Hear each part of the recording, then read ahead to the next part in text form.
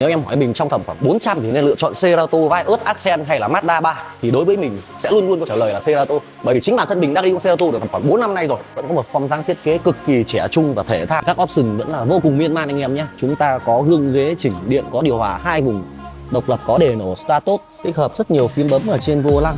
Chính ra cái màu ghế da màu xám của con 1.6 này lại hay em ạ, cảm giác ngồi trong xe rất là sáng. Chúng ta vẫn được trang bị với cửa nóc. Và đây sẽ là điểm mà chúng ta đánh bật được cả Vios, Accent hay Mazda 3, một khoảng không gian ngồi cực kỳ rộng rãi. Với động cơ 1.6 thì vẫn đảm bảo cho chúng ta được cảm giác vọt ga bốc và lại cực kỳ tiết kiệm xăng. Nếu mà di chuyển trên quãng đường trường thì chúng ta chỉ tính tầm khoảng 6 tới 7 lít trên 100 cây.